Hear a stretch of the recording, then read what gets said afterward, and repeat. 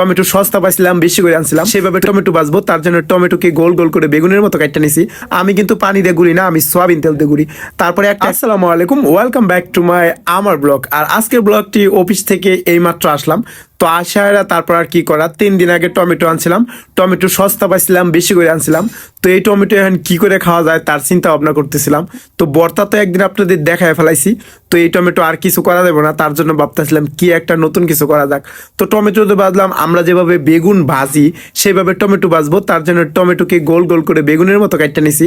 তো তারপর ভাবলাম শুধু টমেটো দিয়ে যদি না খাওয়া যায়, কারণ এটা আমি প্রথমবারের মতো করতেছি, তার জন্য মনে করলাম যে আরেকটা বেগুন আছে, তো বেগুনটারেও চাকচাক করে টেলাই, সাথে বেগুনও বাজ জ্বালায় আর এই টমেটো বাজ জ্বালায়। তো টমেটো ভাজা এটা আমার প্রথম, তো দেখতে থাকেন কিভাবে টমেটো ভাজি। আর আমার একটু বলতে কষ্ট হচ্ছে, আপনারা একটু কষ্ট করে শুনে নেন, কারণ আমার গলাটা একদমই ভেঙে গেছে, ঠান্ডা লাগছে তার কারণে।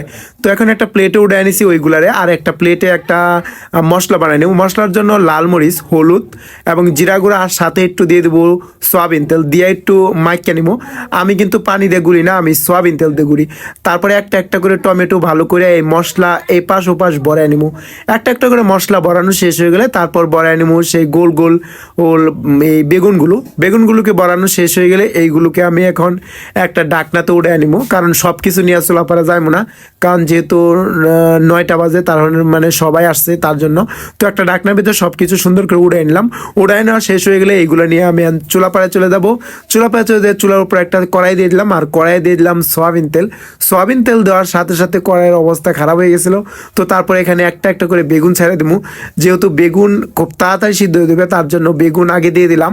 আর যেহেতু টমেটো দিয়ে একটু একটু পানি বের হবে, তার জন্য টমেটোগুলো উপরে দিছি, যেন টমেটোগুলো উপরের থেকে নিচে পানি আসে, যার কারণে এই বেগুনগুলো সিদ্ধ হয়ে যায়। দেওয়া শেষ হয়ে গেলে এটা ডাকনা দিয়ে ডাকিয়ে দেবো। দেখতেছিলাম ঢুকে না, তার জন্য জাতা দিয়ে ডাকনা ডাকিয়ে দিছি। তারপর কিছুক্ষণ পর যায় দিই, এটা আমার দেখতে সুন্দর হয়েছে, খাইতে কিরম কেনা জানে। তো এপাশ ওপাশ উল্টে দিতেছিলাম, উল্টে দিলে কি হবে, এপাশ ওপাশ ভালো করে সৌন্দর্য করে হবে। তো এদিক দিয়ে আমার যেরকম টমেটোগুলো দেখতে হয়েছিল লাল লাল ক্রিস্তি ক্রিস্তি কালো কালো, সেরকম বেগুনগুলো লাল লাল ক্রিস্তি ক্রিস্তি হয়েছে। বেগুন ভাজি তো সবসময় খাইছি, জানি ওটা অনেক টেস্ট হয় শীতের সময়, কিন্তু এই টমেটোর যে বানানো যায়, মানে টমেটোর যে বড়া বানানো যায়, এটা এই প্রথম করলাম। তো কেমন লাগলো আমার এই ছোট্ট ছোট্ট মানে টেকনিকটা, ভালো লাগলে অ্যাকাউন্ট শেয়ার করবেন। এখন খাওয়ার পালা, খেয়ে দেখি এটা কেমন হয়। তো প্রথমে আমি বেগুন নিয়ে নিছি, যেহেতু বেগুন ভাজি গরম ভাতের সাথে বেশি স্বাদ লাগে, তার কারণে বেগুন নিয়ে নিলাম 2টা, আর সাথে নিয়ে নিলাম 3টা সেই টমেটো ওর বড়া। এখন প্রথমে টমেটোর বড়া টেস্ট করতেছিলাম, যে আসলে দেখি এটা টমেটোর বড়া কেমন লাগে।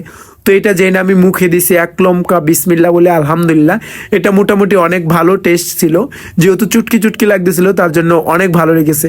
তো আমার ভিডিওটি কেমন লাগলো, যদি ভালো লাগে লাইক কমেন্ট শেয়ার করবেন। আর এই টমেটোর বড়া কেমন লাগলো আপনাদের, তো আপনারাও ট্রাই করতে পারেন, এই টমেটো বড়া ভালো লাগবে আপনাদেরও। আজকের ভিডিও এখানেই শেষ করছি, টাটা বাই বাই।